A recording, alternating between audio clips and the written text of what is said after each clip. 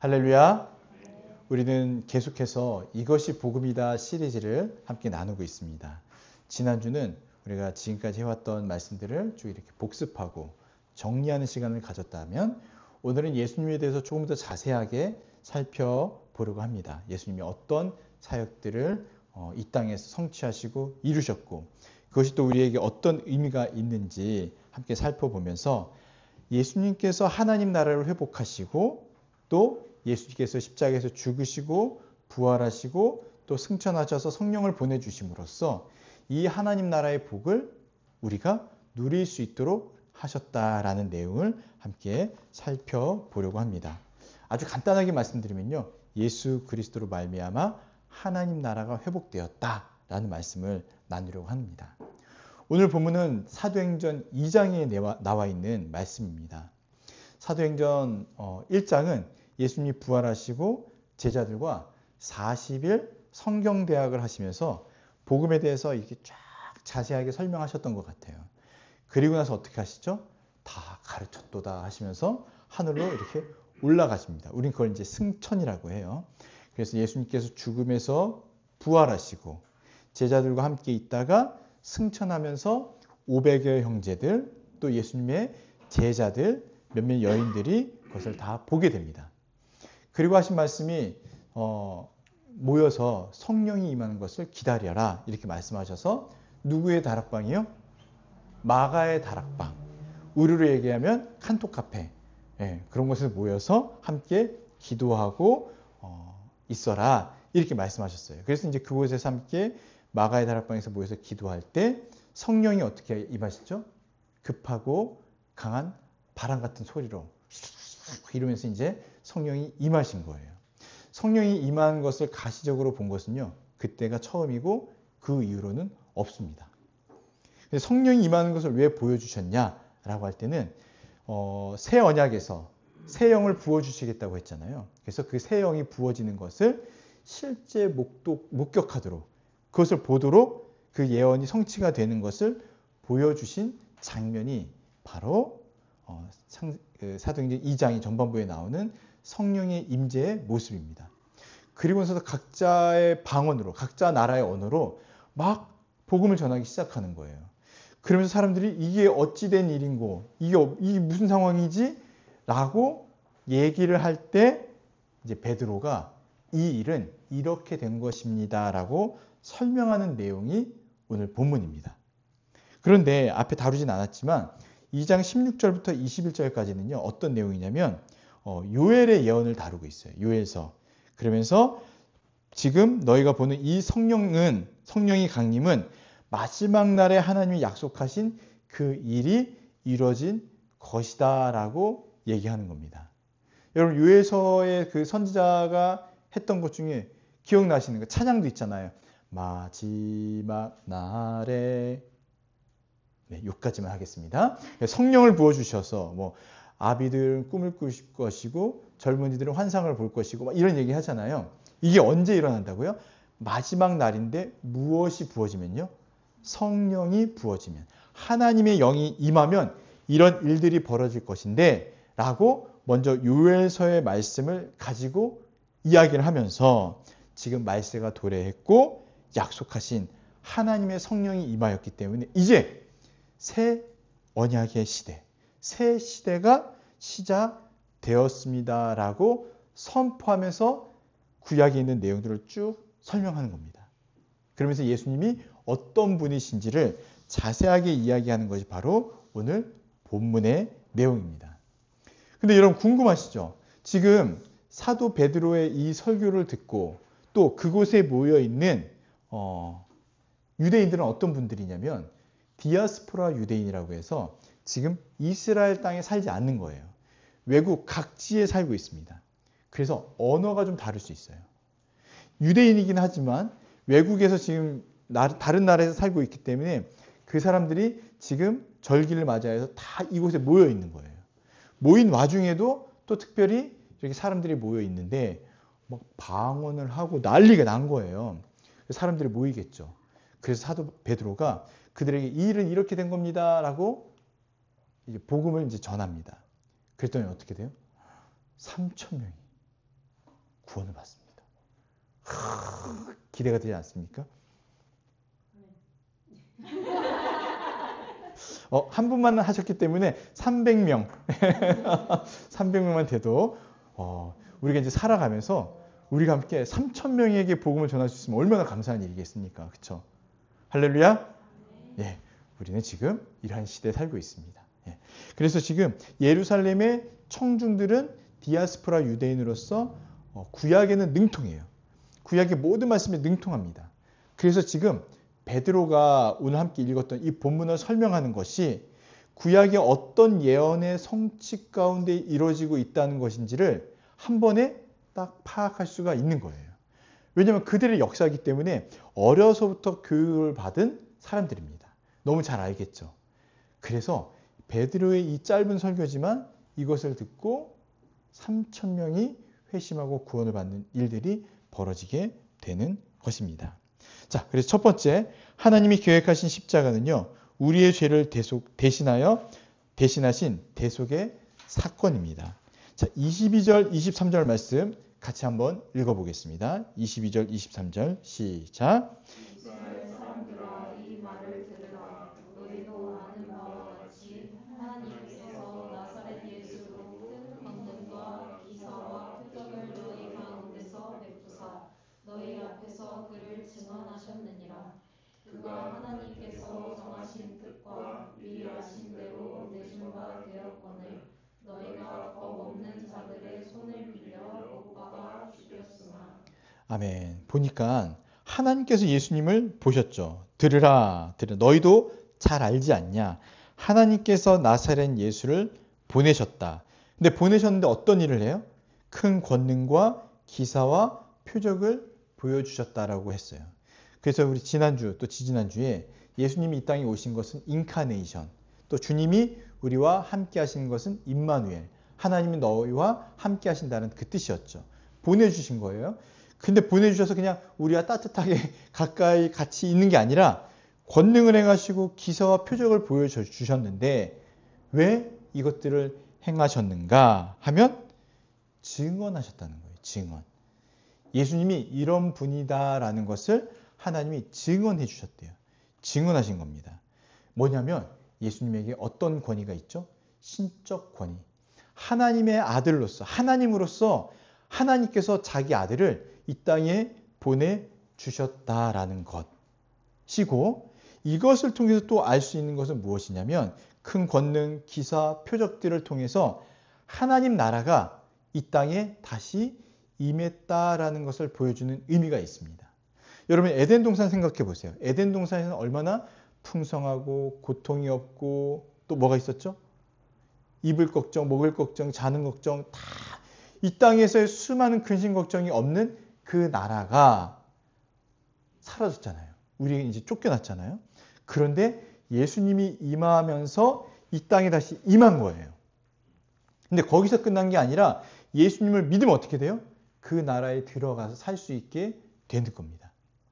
이것을 우리가 기대하고 소망하는데 그 시작이 이루어졌다라는 것을 지금 베드로가 이야기하고 있는 겁니다. 그런데 23절에 보니까 어떻게 나와 있어요? 그가 하나님께서 정하신 뜻과 미리 아신 대로 내준 바 되었거늘. 정하신 뜻이래요. 그리고 내어준 바 되었대요. 정하신 뜻. 이게 무엇인지 알죠. 십자가는요.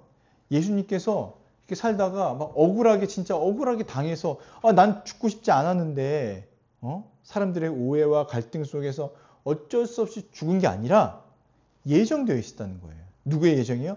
하나님의 예정. 하나님께서 너를 십자가에 못 박기로 작정했다 하면서 보내주신 거고요. 예수님은 모르셨을까요? 아니요. 예수님도 아신 거예요.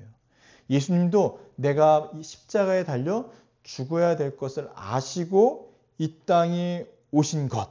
그래서 이것을 하나님의 예정 속에 포함된 구속 사건이라고 말합니다. 그러니까 삼위 하나님은요 다 아신 거예요. 이 일들을.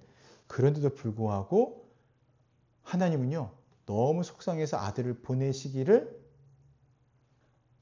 주저하지 않으시고, 또 예수님도 하나님께서 그 고통 가운데 결정하신 그 마음을 그대로 순종하시고 또 자신도 십자가에 달려 죽으심으로써 무엇을 이루셨다고요? 이 땅에 보내신 하나님의 그 뜻을 이루신 것입니다. 예. 그런데 누가 죽였습니까? 23절 마지막에 보니까 너희가 법 없는 자들의 손을 빌려 못 박아 죽였으나. 예. 여기서 법 없는 자들은요, 무법자예요. 무법자. 무법자들의 손을 빌려서 너희가 그 예수님을 십자가에 못 박혀 죽이지 않았냐라고 하면서 예수님의 죽음의 책임이 누구예요? 첫째로는 유대인들이다. 너희들이라 라는 말씀을 하고 있는 겁니다. 너희가 예수님을 십자가에 못 박아 죽였다라고 이야기해요. 근데 여러분 잘 생각해 보세요. 예수님이 십자가에서 죽으신 이유는 유대인들이 죽여서 죽으신 게 아니라고 말씀드렸죠. 이게 어떤 의미로 해석이 되냐면 유대인들 너희들의 죄 때문에 십자가에 달려 죽으신 거야. 너희가 진짜 강압적으로 죽인 게 아니라 너희의 죄 때문에 죽은 거야. 너희의 죄 때문에. 그 다음은요. 또 누구의 죄죠? 이방인인 우리의 죄 때문에 예수님이 십자가에 죽으신 거야. 근데 앞에 22절 보세요. 이게 어떻다고요? 다 하나님의 예정 가운데 진행되어진 구속 사건이라는 겁니다. 어쩌면 유대인들은요, 우리가 죽였어. 그 예수님, 그 위대한 메시아를 우리가 죽였다고? 아유, 정말 잘못했네. 죽인 행위를 잘못했다고 반성할 수 있어요. 그런데 예수님이 진짜 죽으신 이유는요, 그게 아니라 무엇 때문이라고요? 너희와 우리 모든 이 죄값을 대신하여서 십자가에 죽으신 것이야. 그래서 하나님의 나라가 이 땅에 임하게 된 것을 설명하고 있는 것입니다. 십자가는 결단코 사람의 실수나 어떤 이 비극적인 사건이 아니에요. 어떤 것이냐면 하나님의 구원 계획 속에 있는 하나님의 뜻이요 그리스도의 순종으로 일어난 대속 사건이라는 것입니다. 대속 사건이 중요해요. 예수님께서 우리의 죄와 저주를 대신하여서 십자가에서요 화목 제물이 되신 겁니다. 하나님의 모든 진노, 죄에 대한 모든 진노를 누그러뜨리시는 그 죽음. 그래서 우리가 속량하시죠. 속량의 뜻은 무엇입니까? 사형수라던가 어떤 전쟁포로에게 막대한 그를 구해내기 위해서 자유를 주기 위해서 막대한 배상금을 지불하고 그가 참된 자유를 누리는 것을 속량이라고 합니다. 예수님 십자가에서 죽으신 이유가 바로 이것이에요. 우리에게 자유를 주시기 위해서. 사단의 권세 아래 억눌려 있고 포로로 있던 우리에게 자유를 주시기 위해서 그가 십자가에서 죽으셨다라는 것을 베드로는 하나님이 이 모든 것을 예정하셔서 그 일을 하셨다라고 설명하고 있는 겁니다. 그래서 로마서 3장 24절 25절에 보면 그리스도 예수 안에 있는 성령으로 말미암아 하나님의 은혜로 값없이 의롭다 하심을 얻은 자 되었도다. 누가요? 우리 모두가요. 모두가 그리스도의 속량으로 말미암아 값없이 의롭다 하심을 얻었대요. 다른 말로 하면 구원받았다는 겁니다. 다른 말로 하면 하나님 나라에 들어갈 수 있게 되었다라는 거예요. 하나님 나라가 도래했는데 그 도래한 나라에 우리가 들어갈 수 없으면요. 그게 어떻게 복음이겠습니까? 그게 어떻게 우리에게 복된 소식이 되겠습니까? 아무리 좋은 것이 있는데 우리는 그것을 누릴 수 없다. 그건 우리에게 좋은 소식이 아니라 절망이겠죠. 근데 왜 복음이고 왜 좋은 소식이냐면 그 나라에 들어갈 수 있도록 예수께서 우리를 위하여 속량하셨고 우리에게 의롭다 하심을 주셔서 그 나라에 들어갈 수 있는 자격을 주셨다는 겁니다. 이 예수를 하나님이 그의 피로써 믿음으로 말미암는 화목제물로 세우셨으니 이는 하나님께서 길이 참으시는 중에 전에 지은 죄를 간구하심으로 자기의 의로우심을 나타내려 하심이니. 예수 그리스도의 피로 말미암아서 이 모든 것들이 이루어졌기 때문에 새 언약은 이 새 언약의 성취는요. 십자가의 피로 세워졌다라고 아주 분명하게 말할 수가 있습니다. 그냥 세워진 것이 아니에요. 이 새 언약의 성취는요. 예수 그리스도의 십자가에 달리셔서 흘리신 그 피로 말미암았음을 우리가 분명히 믿어야 됩니다. 기억나세요? 모세 언약. 모세 언약을 체결할 때 뭘 뿌리죠? 피를 뿌렸죠. 피를 뿌렸습니다. 아브라함 언약. 아브라함이 하나님과 언약을 체결할 때 쪼갠 짐승. 쪼갠 짐승인데 그 사이에 뭐가 있어요? 피가 낭자고 막 피가 흘립니다. 이 언약을 못 지키면 반드시 이렇게 된다. 그런데 예수 그리스도가 피 흘림으로 말미암아 그 대가를 다 지불하시고 이 언약을 이뤄 가시고 성취해 가신 겁니다. 우리의 죄 때문에 또 우리의 의의 문제 때문에 언약적 저주가 십자가에서 예수 그리스도의 피로 말미암아 다 해결되어졌다. 이것이 바로 복음입니다. 그것으로 말미암아 저와 여러분 성도 신자는요. 그리스도의 의를 힘입어 의를 받아서 어떻게 됩니까? 하나님 나라의 백성이 되어진 것입니다. 하나님 나라의 백성을 어려운 말 한자로 표현하면 뭐죠? 성도입니다. 가장 귀하고 고귀한 그 이름 성도. 예수 그리스도의 피로 말미암아 된 것입니다. 그래서 이제 추수감사주일이잖아요. 오늘 추수감사주일을 맞이하여서 한번 이런 생각을 해봤습니다. 추수는 무엇일까? 추수는 하나님 나라의 회복을 기념하는 사건이다라고 말씀을 드리고 싶습니다. 추수감사주일은 언제부터 시작됐을까요? 여러분 이거 아시면 이따가 밥 2그릇 드실 수 있게 해드릴게요. 오! 어떻게 하셨어요?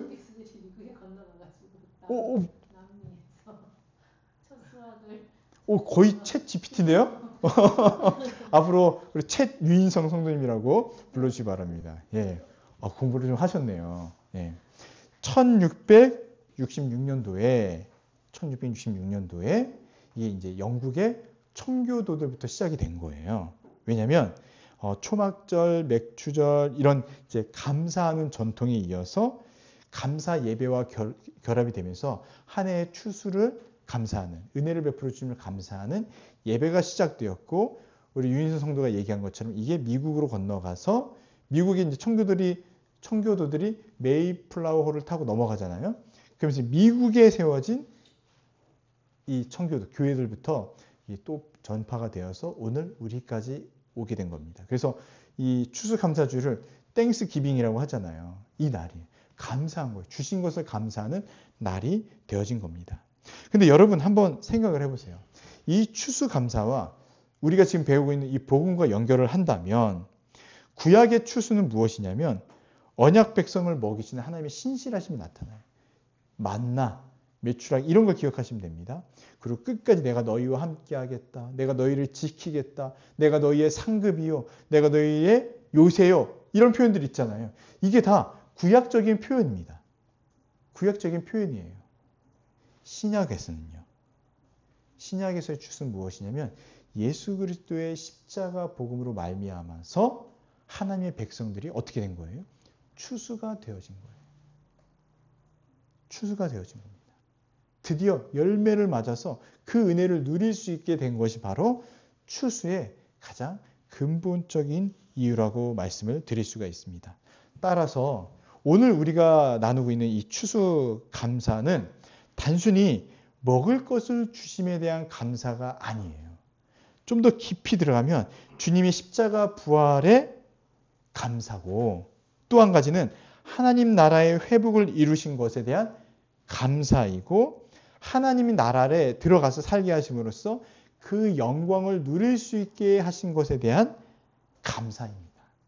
그래서 구원의 감사, 또 하나님 나라에 대한 감사, 또 구원하시고 하나님 나라에 살게 하시면서 여전히 구약적인 그 모든 복과 은혜를 우리에게 그리스도 안에서 지금 주시잖아요. 먹이시고 입히시고 추수하게 하시고 감사하게 하시고 이 모든 것들을 감사하는 이런 의미가 포함되어 있는 것이 바로 추수감사의 의미입니다. 그러니 우리는 어떤 걸 감사해야 될까요?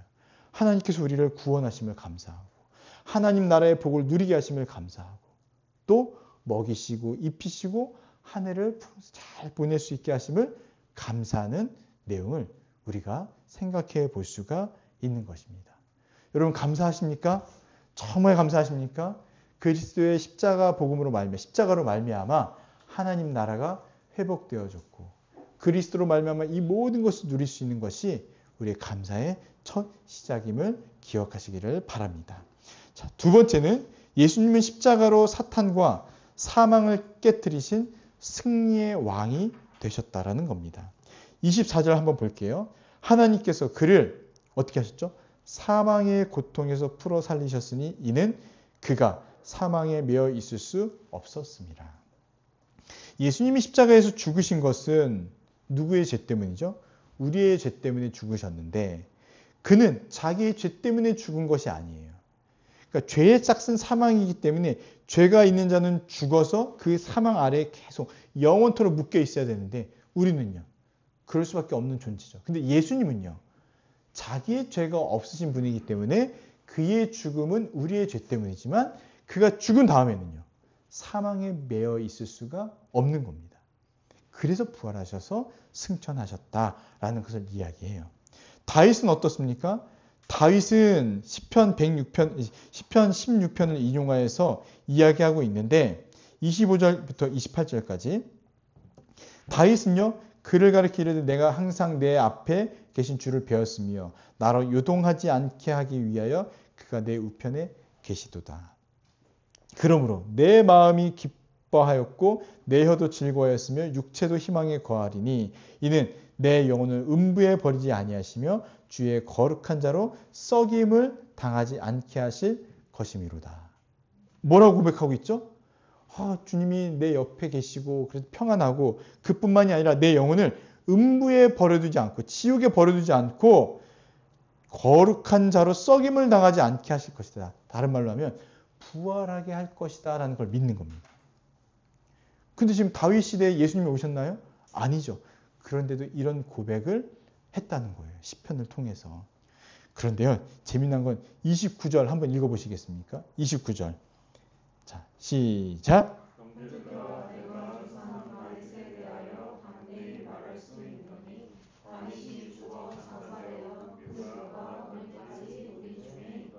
네. 아니 이렇게 고백하고 이렇게 정말 멋진 신앙 고백했던 다윗이 어떻게 되었다고요? 죽었다는 겁니다. 죽었다. 그가 부활을 소망하고 있었지만 그는 예수 그리스도가 아니다라는 것을 얘기하고 있어요. 그리고 결국 그도 죽었다. 그러니까 누가 필요해요? 모든 사람은 누가 필요합니까? 부활, 승리하신 예수 그리스도가 필요한 자. 예수 그리스도만이 어떤 분이에요? 거룩한 자. 예수 그리스도만이 죽음에서 승리하고 이기신 자라는 것을 말하고 있습니다. 그러면서 28절 주께서 생명의 길을 보이셨는데 그가 누구냐면 바로 예수 그리스도라는 거예요. 예수 그리스도만이 생명의 길입니다. 예수 그리스도를 믿을 때만이 생명이 우리 안에 있게 됩니다. 다른 말로 구원을 받고 영원한 생명을 누릴 수 있게 되는 것이죠. 이렇게 구원받은 자만이 무엇을 할 수 있습니까? 기쁨이 충만해집니다. 기쁨이 충만해지는 거예요. 여러분 그 금요일날 기억나세요? 현장에서 여러분 현장에 오셔야 들을 수가 있습니다. 현장에 안 오시면 가끔 제 입만 볼 수가 있어요. 이거 의도하지 않은 상황이지만 입만 볼 수가 있습니다. 들을 게 있는 자는 들으라고 말씀하신 거예요. 예. 금요일날 뭘 말씀을 드렸냐면 사라가 웃잖아요. 근데 그 웃음은 어떤 웃음이었죠? 비웃음. 아유 안 돼요 안 돼. 지금 제 상황이 어떤데요? 안 돼요 안 돼. 그런데 그 웃음을 어떻게 바꾸셨죠?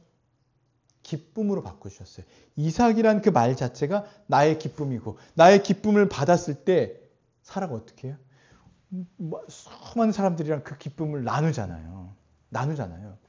이것이 어떻게 성취가 됩니까? 어떻게 성취가 되냐면 바로 이거예요. 주께서 내게 생명의 길을 보이셨고 그 생명의 길을 내가 걸어갈 수 있게 하고 그 생명을 나에게 주셨고 그 생명이 단순한 짧은 생명이 아니라 영원한 생명이고 그 영원한 생명을 누릴 수 있으니 어떻게 됩니까?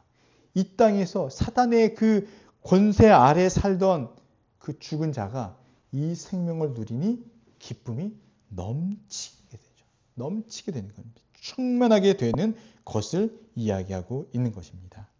예수님의 부활 사건은요. 사탄, 그 권세들이 완전히 깨어지는 결정적인 사건이에요. 예수님은 반드시 부활하셨어야 됩니다. 왜냐하면 부활하지 않으시면 누가 더 힘이 세고 승리한 거예요? 사단이 승리한 겁니다. 예수님조차도 그 사망 안에 가둬놓았으면 게임 끝이죠. 근데 예수님이 이 땅에 오셔서부터 사단의 나라는 완전히 이제 금이가 깨지기 시작하고요. 완전히 끝난 거예요. 그 가장 중요한 포인트를 딱 집어서 깨니까 이제 점점 이제 피라미드 무너지듯이, 피라미드가 아니라 뭐죠? 그 뭐 이렇게 막 싸잖아요. 아, 도미노. 똑똑하신데요. 도미노가 무너지듯이 이미 끝난 거예요. 중간에 멈출 수가 없습니다. 멈출 수가 없어요.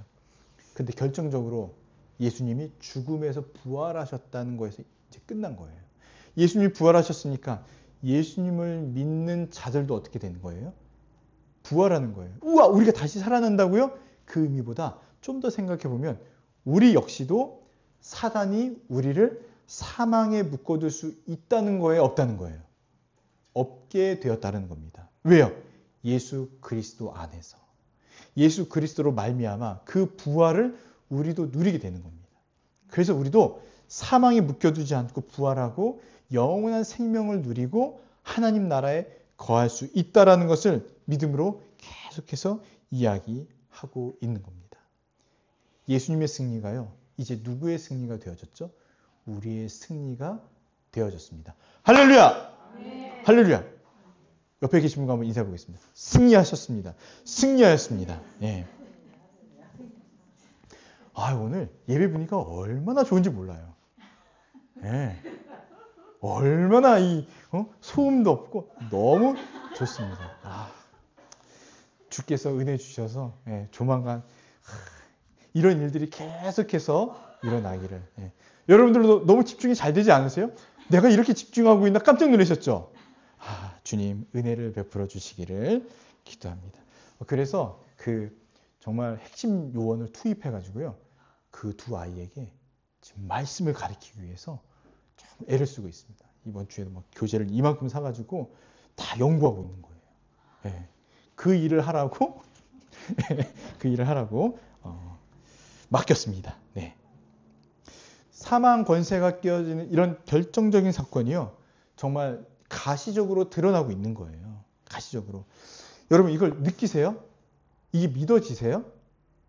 그러니까 정말 예수님의 그 사망 권세 깨트림이 나에게도 은혜로 주어졌습니다. 믿으시냐는 겁니다. 제 증거를 하나 알려드릴게요. 증거는요, 다른 게 아니고요, 하나님을 보게 되는 거예요. 근데 우리가 눈으로 보나요? 아니요. 뭘로 보냐면 이 말씀을 보는 겁니다.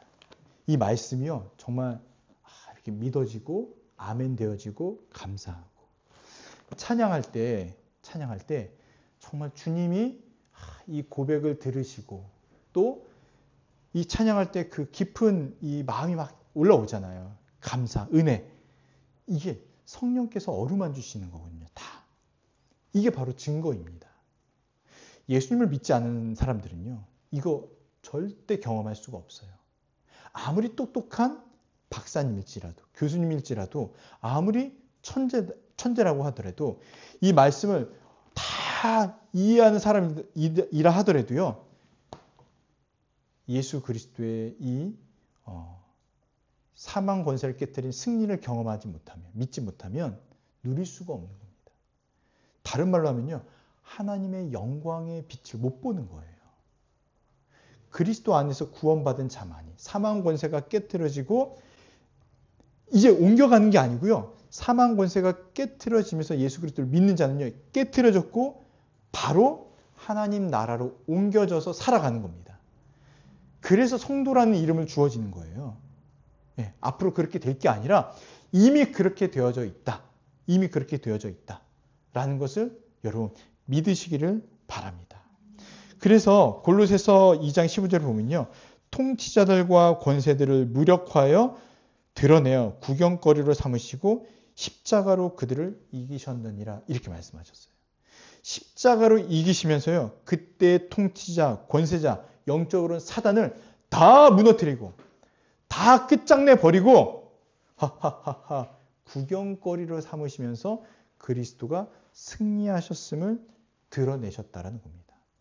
우리가 지금 믿는 예수님은요, 바로 이 일을 하신 겁니다. 그러니 사단의 패배를 인정하십시오. 인정이 아니죠? 사단의 패배를 믿으시기 바랍니다. 사단의 패배를 믿는다는 것은 다른 말로는 신자가 더 이상 사망과 죄의 노예가 아니다라는 것을 받아들이는 거예요. 여러분, 억눌리지 마세요. 억눌릴 필요가 없습니다.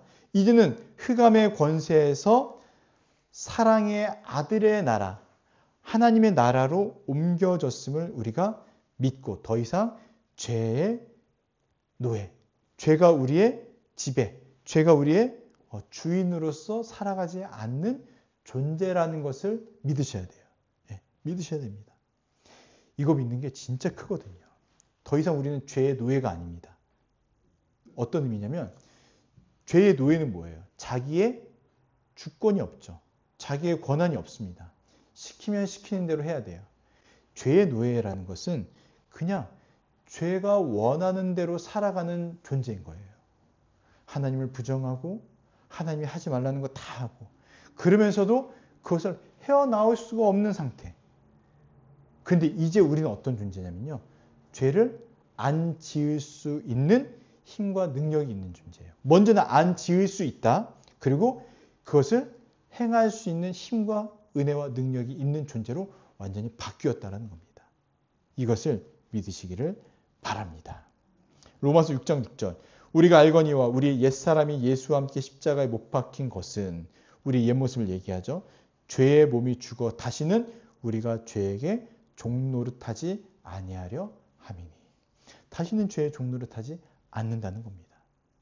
여러분 옆에 계신 분 보세요. 종이 아닙니다. 이제 자녀이고 하나님 나라의 백성입니다. 이걸 믿으셔야 돼요. 자기가 먼저 믿어야 돼요. 믿으시기를 바랍니다. 그래서 십자가를 붙드는 것이 감사의 뿌리가 되는 겁니다. 십자가의 은혜가요, 모든 감사의 기본입니다. 십자가는 나의 죄의 문제를 해결해 주셨을 뿐만 아니라 내 인생의 참된 주인이 누구인지를 규명해 주었습니다. 그러니 이제 내가 무엇을 이뤄야 감사하고 내게 무엇이 있어야 감사하는 걸 넘어서 더 근본적으로 완전히 바뀐 거예요. 어떻게 해요? 내 인생의 주인이 주님이시구나. 이것이 감사다. 이것이 은혜다라는 고백을 할 수 있게 되어진 것입니다. 그래서 감사. 제가 이제 감사를 한번 고백해 보시라고 했잖아요. 다 써보시라고. 네. 저도 막 감사를 찾는데 그냥 습관적으로 올해 무슨 일들이 있었지 하면서 어떤 일들에 있어서의 성취나 어떤 변화들을 감사하는 걸 막 찾게 되더라고요. 그러니까 이게 그냥 우리의 습관인 것 같아요. 근데 진짜 감사는 어디서부터요? 내가 하나님의 은혜 가운데 구원받았으면 너무 감사한 일이지. 맞아. 내가 지금도 하나님을 아버지라 부를 수 있음이 정말 감사한 거지. 내가 기도할 수 있는 게 감사하고 찬양할 수 있는 게 감사하고 하나님의 크신 영광을 바라볼 수 있는 게 진짜 감사지. 라는 생각을 다시 한번 하게 되었습니다. 여러분도 이런 감사의 은혜가 있기를 바랍니다. 세 번째, 예수님은 부활과 승천으로 주와 그리스도로 높여지신 참 왕이 되셨다라는, 참 왕, 킹, 왕, 짱, 그 왕이 되셨다라는 것을 이야기하고 있습니다. 29절부터 쭉 36절까지 보시면, 29절부터 우선 32절까지 보시면은 다윗 언약의 성취에 대해서 쭉 이야기합니다. 30절, 하나님이 이미 맹세하사 그 자손 중에서 한 사람을 그 위에 앉게 하리라. 그러니까 영원한 왕위를 주겠다는 다윗 언약을 설명하고 있죠. 그 한 사람은 누굽니까? 예수 그리스도예요. 베드로가 그분이 바로 예수 그리스도다 이 얘기를 하고 있습니다. 미리 본 고로 31절, 그리스도의 부활을 말하되 그가 음부에 버림이 되지 않고 그의 육신이 썩임을 당하지 아니하시리라 하더니, 다윗은 죽어 장사되었는데 예수님은요 부활하셔서 썩지 않고 부활하셨다. 그런데 어떻게 돼요? 영원한 왕위를 이어가실 거다라고 얘기합니다. 그래서 32절, 이 예수를 하나님이 어떻게 하셨다고요? 살리셨다. 우리가 이 일의 증인이다 라고 이야기합니다. 그렇죠. 직접 목격했죠. 예수님이 십자가에 죽는 것도 봤고요. 예수님이 다시 살아나셔서 이 땅에 오신 것도 봤습니다. 예수님의 살아나심은요, 그 몸은 없고 육체는 없고 영혼만 있는 그런 존재가 아니라 직접 예수님과 부활하신 예수님과 먹고 마심으로 함께 있으면서 그의 육체의 부활을 다 보게 된 증인들입니다. 내가 이 일의 증인이다. 내가 이 일의 증인이다. 얘기하고 있는 것이에요. 33절 하나님이 오른손으로 예수님을 높이셨습니다. 오른손으로 높였다는 건 어떤 의미가 있냐면 그에게 모든 왕권을 물려줬다. 왕으로 세웠다라는 의미가 있습니다. 그래서 예수님께서 마태복음에서 마지막에 하늘과 땅의 모든 권세를 내게 주셨으니 너희는 가서 땅끝까지 이르러 복음을 전하라. 이렇게 파송하잖아요. 근데 그 전에 하늘과 땅의 권세를 모두 내게 주셨다는 겁니다. 이제는요, 이 땅의 왕이 아니에요. 하늘의 왕이시기도 하고 땅의 왕이시기도 한 모든 온 세상의 왕이신 예수님을 지금 베드로가 설명하고 있습니다. 그런데 어떻게 하셨습니까? 그가 약속하신 성령을 아버지께 받아서 너희가 보고 듣는 이것을 부어 주셨느니라. 성령을 하나님께서 보내주신 줄 알았는데 그게 아니라 하나님께서 누구에게 보내주셨어요? 예수님에게. 예수님에게 주셨고 예수님께서 어떻게 하셨습니까? 부어주셨다는 겁니다. 부어주셨다. 그래서 하늘과 땅의 모든 통치, 영역이 예수님에게 있고 예수님은요 성령을 보내주셔서 예수님의 뜻대로 그 뜻이 이제 아버지의 뜻과 동일하니까 그 뜻대로 이 성령으로 통치하시는 겁니다. 지금 우리가 하나님 나라의 백성, 성도라고 이름할 수 있는 건 우리가 성령의 통치와 다스림을 받기 때문입니다. 아버지께서는 아들에게 성령을 주시고 그 아들은 또 자기의 권세로 우리에게 성령을 부어주셔서 우리 모두가 아버지의 뜻, 아들의 뜻을 따라 살아갈 수 있게 되었으니 이 예수를 하나님이 주와 그리스도가 되게 하셨음을 믿는 것, 이것이 바로 복음이다라는 것을 말씀을 드리고 있는 것입니다. 근데 이 예수를 누가 죽였죠? 누가 죽였습니까?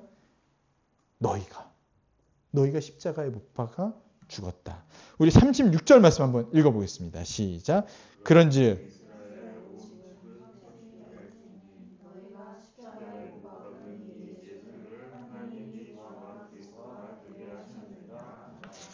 아멘. 자, 확인사살하죠. 앞에서도 너희가 죽였다. 너희가 죽였다. 이렇게 했는데 36절에서도 이스라엘 온 집은 확실히 알지니 뭐예요? 다시 한번 얘기하지만 니들이 죽인 거야. 니들이 죽인 거야. 그런데 너희가 십자가에 못 박은 이 예수가 누구예요? 하나님께서 주와 그리스도가 되게 하셨다라고 얘기하고 있습니다. 주는 어떤 의미일까요? 주. 퀴리오스라고 해서 주인을 얘기하는 거예요. 너희의 주인이 되겠다. 온 세상의 주가 되게 하셨다. 주인. 또 그리스도는요. 다윗의 후손으로 오신 약속된 메시아. 그래서 우리를 구원한 자. 우리를 구원할 자. 우리가 예수님을 보통 얘기할 때 간단하게 그냥 예수님 얘기하지만 풀네임으로 하면 우리 주 예수 그리스도 이렇게 얘기하잖아요. 예수. 인간으로 나사렛에서 태어난 그 인간 예수가 우리의 주인이 되셨고 또 우리를 구원하는 메시아가 되셨다라는 의미입니다. 그런데 나의 주 예수 그리스도 이렇게 얘기하지 않아요. 우리 주 예수 그리스도라 얘기해요. 왜냐하면 교회가 이걸 고백하기 때문입니다. 나만 고백하는 게 아니라요. 우리 주 예수 그리스도입니다. 우리 주, 온 세상의 주인이신 우리 주 이렇게 고백하는 겁니다. 자, 예수님은요, 이런 분이신 거예요. 그래서 예수 그리스도가 이 땅에 오셔서 부활하심으로 말미암아 새 시대가 열렸고요. 승천하심으로 말미암아 온 세상을 통치하시는 왕권을 받으셔서 세상을 통치하시고 그런데 다윗 언약의 성취처럼 그 왕권이 영원히 유지가 되어서 그 나라에 들어가 통치를 받는 우리는 이제 누구의 통치와 다스림 속에 있어요? 예수님의 통치와 다스림 속에 있습니다. 예수님은요, 너무나도 그 압도적인 능력을 그대로 갖고 계시기 때문에 압도적인 능력으로 백성을 보호하시고요. 백성을 평안으로 인도하시고. 예수님 그 좀 마음에 안 드신다고 계엄하거나 그러지 않으시겠죠. 우리는 그걸 믿죠. 경찰로 막 보내가지고 니들 말 안 들어? 하면서 막 우리를 잡아가거나 이러지 않으시겠죠. 어떤 예수님이신 걸지 상상을 해보세요. 그분이 다스리는 나라와 그분이 통치하시는 나라는 어떤 나라일까? 어떤 나라일까? 기근이 있을까요? 기근이 없겠죠. 뭐 폭풍이 몰아치더라도 예수님이 다 막아주실 거예요. 우리가 생각하는 나라는요, 그런 나라예요. 그런 나라. 그걸 소망하고 기대하며 살아가고 있는 것입니다. 그래서 성령의 부어주심, 이것은 왕이신 예수님께서 우리 각자 개인을 통치하시는데 성령의 은혜도 말할 수가 없습니다. 성령이 우리 안에 계시기 때문에 여러분 누군가 정말 어떻게 기도해야 될지 모르겠대요. 그래서 제가 그때 이렇게 이야기했어요. 네가 기도하지 않아도 성령께서 기도하시니까 하고 싶은 대로 해라. 그냥 아버지만 찾아라. 아버지만 찾아라. 말할 수 없는 탄식으로 늘 우리를 위해서 기도하시잖아요. 성령께서. 넌 아버지만 찾아가고 아버지께만 나아가면 돼. 그리고 그 아버지를 믿어. 그러면 성령께서 더 기도하실 거야. 그리고 그걸 믿어야지만 이제 우리의 입술도 열리고 우리의 영혼도 열리면서 하나하나 기도하고 의지하게 되어 있어 라고 얘기할 수 있습니다.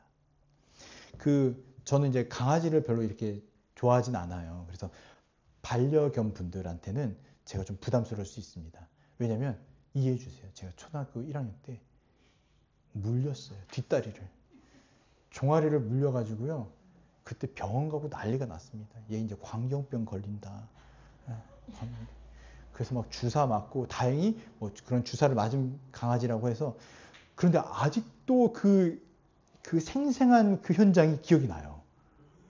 형들이 걔에게 돌멩이를 던지고 나쁜 형들은 뛰어 도망가고 나는 갑자기 뒤를 돌아보면서 나에게 달려드는 강아지를 무서워하면서 울면서 뛰어가는데 강아지가 더 빨리 달려들어가지고 제 뒷다리 종아리를 물고 광견병 걸린다는 얘기가 기억나고 병원에 누워서 주사를 맞았던데요. 선생님들. 네. 별로 재미없죠? 네. 그런데 이렇게 유기견들을 처음에 이제 받아오면 그 유기견들의 특징들이 있잖아요. 어떤 게 있죠? 안 믿죠. 그 주인을 안 믿으니까 어떻게 해요? 화내고 으르렁거리고 이빨 드러내고 잘 해줘도 어때요? 믿지 않아요. 신뢰하지 않는 거예요. 그런데 좋은 주인을 만나면 어떻게 돼요? 얘가 으르렁거리고 이빨을 드러내고 믿지 않아도요. 어떻게 하죠? 계속해서 따뜻하게 돌봐주죠. 계속 돌봐주는 거예요. 그러면 어떻게 돼요? 이빨이 사라져요. 으르렁거리는 게 사라지고 순전하게 되고 온전하게 되면서 주인의 사랑을 받죠. 그러면서 주인과 가족이 되어지는 거예요. 제가 강아지와 이걸 이렇게 하나님과 우리의 관계를 비유해서 죄송하지만 우리도 그럴 수 있다는 거예요. 하나님은 우리 옆에서 계속 사랑을 부어주시는데 상처가 너무 많아서 이 세상에서 너무 많이 뒤어서 하나님이 막 부어주신데도 이빨을 드러내서 으르렁거리고 그걸 믿지 않을 수가 있습니다. 그런데도 하나님이 포기하지 않으신다고 그랬죠. 끝까지 어떻게 하세요? 우리를 붙들어 주시고 괜찮아. 그래 괜찮아 하면서 정말로 한 가족이 나중에 한 몸까지 되잖아요. 한 몸이 되는 것까지도 주께서 우리를 성령의 역사로 이끌어 가신다는 겁니다. 예. 그게 신앙생활이에요. 그게 신앙생활입니다. 어쩌면 우리 교회에 이제 나중에 누군가 오실 때 정말 성격이 날카로울 수도 있고요. 정말 괴팍할 수도 있고 막 승질을 막 부릴 수도 있어요. 여러분 그럴 때 우리 손대접 금요일 또 기억나시죠? 어떻게 해야 될까요? 어떻게 해야 될까요? 잘 품어주시고 사랑으로 이해해 주시면 좋겠다라는 생각이 듭니다. 이것이 바로 우리에게 감사예요. 부활은 정말 참 소망을 세우게 합니다. 예수 그리스도께서 사망을 깨뜨렸다는 그 사실은 단지 신학적 진리의 문제가 아니라요.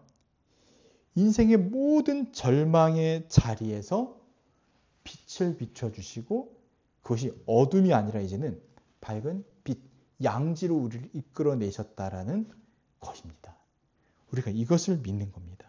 실패의 자리, 상실의 자리, 또 눈물의 자리, 또 막 무너지는 자리, 이곳에 계속 머물러 있으면 누가 우리를 지배하는 거예요? 사단이. 근데 우리는 어떻게 했어요? 그 사단의 자리, 그 권세 아래서 나왔다고 했잖아요. 사단의 그 권세 아래 있으면 계속 감사하지도 못하게 하고 이 문제에 매몰되게 하고 낙심하게 되고 그러면서 난 망했다. 난 이제 끝났어. 이렇게 고백할 수밖에 없게 만드는데 성도는 지금 자리가 옮겼잖아요. 자리가 옮겼고 그리스도의 그 은혜의 빛, 영광의 빛이 우리에게 비치기 때문에 어떻습니까? 이제는 모든 상황과 자리에서 감사와 은혜와 주님의 돌보심을 다 고백할 수 있게 되어진 겁니다. 사망도 너를 잡아줄 수 없다. 내가 너를 생명으로 이끈다. 이 말씀, 이 언약의 말씀을 기억하면서 주님 맞습니다. 성령께서 나를 붙들어 주시옵소서. 성령께서 나를 붙들어 주시옵소서. 내 생각, 내 마음, 내 행동까지도 다 붙들어 주셔서 주님만을 바라보게 하여 주시옵소서라고 고백할 수 있기를 특별히 추수감사주의를 맞이하여서 함께 말씀을 나눕니다. 묵상과 적용입니다. 첫 번째, 추수감사주일의 본질은 무엇인가? 추수감사주일이라는 것은요, 지난 한 해, 우리 올 한 해를 돌아보면서 감사하는 것입니다. 예수 그리스도의 십자가, 부활, 승천, 또 왕이 되셔서 모든 것을 회복하시고 통치하시는 이 하나님 나라의 은혜를 감사하면 좋겠습니다. 그리고 추수감사주일의 감사는요, 이것을 기본으로 이 은혜, 이 능력이 내 삶에도 매우 분명하고 선명하게 적용이 되어진다는 것까지 나가야 하는 겁니다. 예수님께서 왜 십자가를 지셨지? 예수님의 부활은 어떤 의미이지?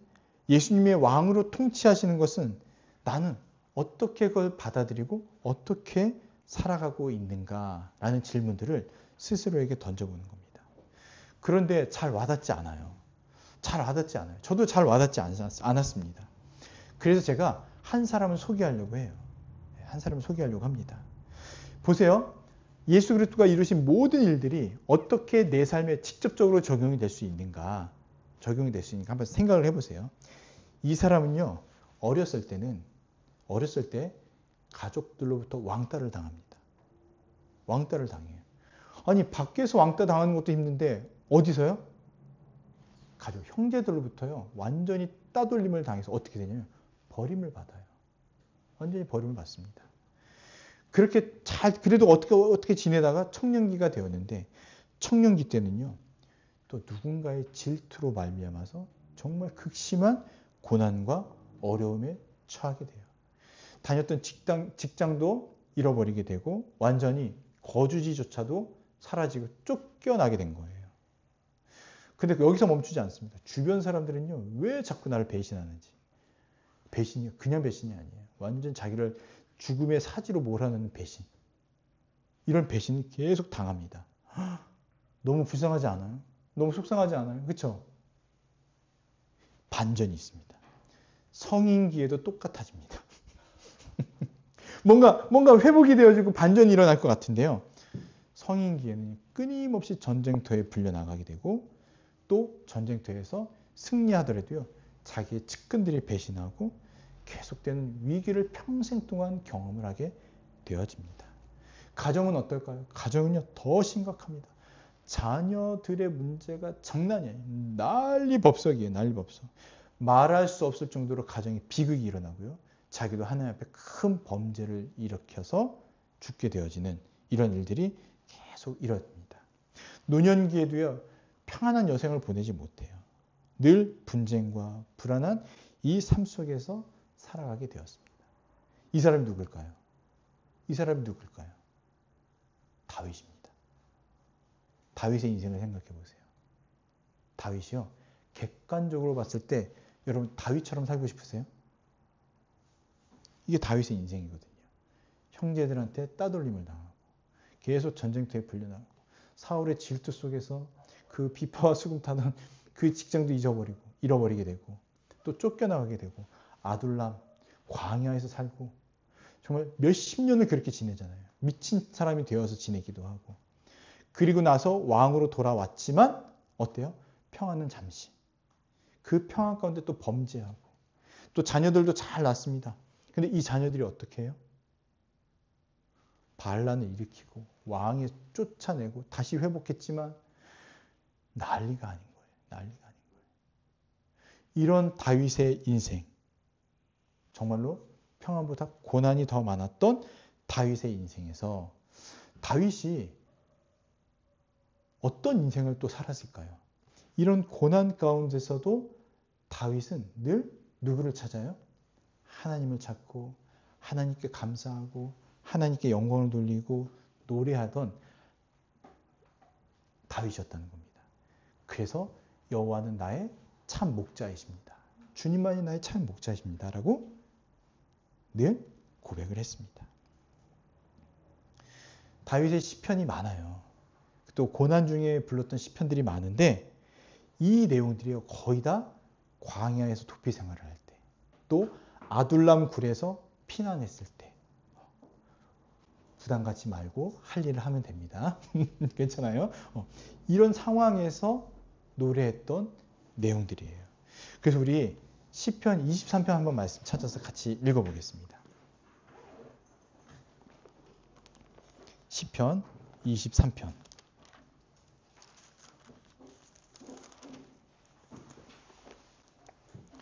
우리 같이 한번 읽어볼까요? 예, 시편 23편. 제가 본문을 좀 넣고 싶었는데 이따가 찬양을 좀 같이 하는 게 더 좋을 것 같아서 예, 제가 한번 읽을 테니까 따라와 보십시오. 같이 읽을까요? 다 찾으신 것 같으면 시편 23편 읽겠습니다. 시작. 여호와는 나의 목자시니 내게 부족함이 없으리로다. 그가 나를 푸른 풀밭에 누이시며 내 영혼을 소생시키시고 자기 이름을 위하여 의의 길로 인도하시는도다. 내가 사망의 음침한 골짜기로 다닐지라도 해를 두려워하지 않을 것은 주께서 나와 함께 하시니라. 주의 지팡이와 막대기가 나를 안위하시나이다. 주께서 내 원수의 목전에서 내게 상을 차려주시고 기름을 내 머리에 부으셨으니 내 땀이 넘치나이다. 내 평생의 선하심과 인자하심이 반드시 나를 따르리니 내가 여호와의 집에 영원히 살리로다. 아멘. 자세한 내용을 설명하진 않을게요. 1절과 6절만 기억해 보세요. 여호와는 나의 목자시니 내게 부족함이 없다. 내 평생에, 여러분 다윗의 평생을 생각해 보세요. 지금 다윗의 평생에 이런 고백이 나오는 게 이해가 되시나요? 근데 고백하고 있는 거예요. 내 평생의 선하심과 인자하심이 어떻게 해요? 반드시 나를 따르리니 내가 여호와의 집에, 하나님 나라에, 하나님의 집에 영원히 살 것입니다. 이걸 노래하고 있는 겁니다. 여러분 기억하세요. 우리의 감사는요, 무엇이 되어서가 감사가 아니고 그냥 주께서 베푸신 모든 은혜가 감사입니다. 예수 그리스도께서 하신 모든 일들이 우리의 감사입니다. 그래서 요즘 더 살기 어려운 시대라고 하잖아요. 코로나 언제죠? IMF 때보다 더 어렵다고 주변에서 많이 얘기해요. 진짜 어려운 것 같아요. 그런데도 여러분 믿음 잃지 마시고 맞아, 주께서 나의 참된 목자가 되시지. 반드시 나를 따르지. 맞아, 내가 지금 여호와의 집에 살고 있지라는 것을 믿으시길 바랍니다. 사망의 음침한 골짜기를 다닐지라도 어떻게 하신다고요? 또 주의 지팡이가 막대기가 나를 보호하신대요. 푸른 초장으로 이끄신대요. 그래서 계속해서 꼴을 먹여주시고 원수의 목전에서 승리케 하심으로써 나를 조롱하거나 비방하거나 정말 우리의 믿음을 약하게 하는 그 모든 존재를 다 이기게 하시고 내 평생의 선하심과 인자하심이 나를 따른다. 이게요. 헤세드예요. 헤세드. 그 인자하심이. 언약적 사랑. 반드시 지키고 너희와 함께 하겠다는 이 헤세드의 사랑을 얘기하고 있습니다. 이제 왕 대신 예수 그리스도로 말미암아 우린 새로운 존재가 되었음을 우리가 믿고 고백합니다. 이러한 새로운 존재로서 새로운 감사를 하는 추수감사주일이 되기를 바랍니다. 십자가의 은혜로 다윗보다 더 풍성한 찬양과 고백을 드리시면 좋겠습니다. 기도하겠습니다.